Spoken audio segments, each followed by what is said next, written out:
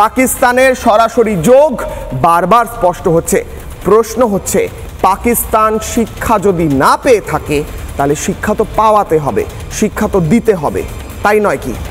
এটা একদমই ঠিক বলেছো তুমি। পাকিস্তানকে আমাদের প্রধানমন্ত্রী জানিয়েছেন যে আমাদের অপারেশন সিঁদুর এখনও বন্ধ হয়নি, সুতরাং যে কোনো অ্যাটাক ইন্ডিয়ার উপর হলে সেগুলোর যদি পাকিস্তান ইনভলভ থাকে আমরা প্রমাণ পাই, তাহলে অপারেশন সিঁদুর India will attack the Pakistani terrorist camp. কিন্তু এই যে দিল্লিতে যে জিনিসটা হয়েছে, আমার মনে হয় যে আমেরিকান সাপোর্ট নিশ্চয়ই আছে ডিপ স্টেটের, তা নইলে বাংলাদেশ এবং পাকিস্তানের এই রকম হরকত হওয়া সম্ভব নয়। বেসিক প্রশ্ন, পাকিস্তানের যোগ পাওয়া যাওয়ার যদি সম্ভাবনা থাকে, যদি প্রয়োজন পড়ে, তাহলে ভারত পদক্ষেপ নেবে, এটা বলে দেওয়া হয়েছে, ডান অ্যান্ড ডাস্টেড।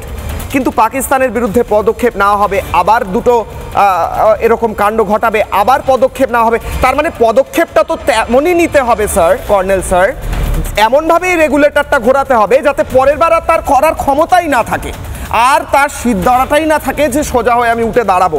সিদ্ধারা একটুও যদি রেখে দেওয়া হয় তাহলে তো আবার উঠে দাঁড়ানোর চেষ্টা করবে। তাহলে এরপরে যদি এমনই ঘটনা ঘটে আবার, তাহলে ধরে নিতে হবে যে এফেক্টিভ হচ্ছে না। এফেক্টিভ করতে হলে কি করতে হবে স্যার? সিদ্ধারাটা ভেঙে দিতে হবে, তাই নয় কি? বলুন স্যার।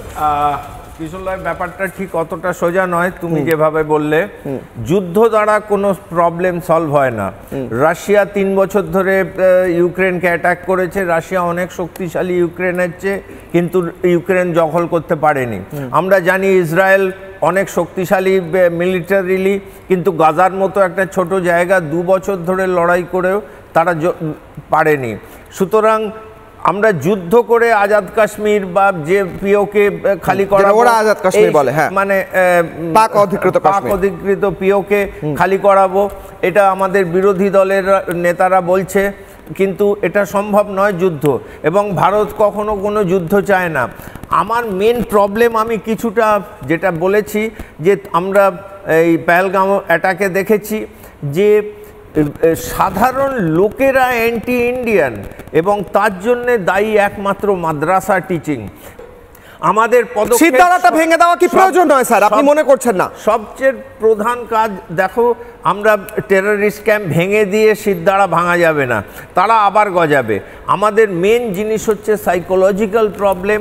সেখানে মানে এই মাদ্রাসা বন্ধ করতে হবে এবং তাদের বলতে হবে যে তোমরা ভারতের অঙ্গ।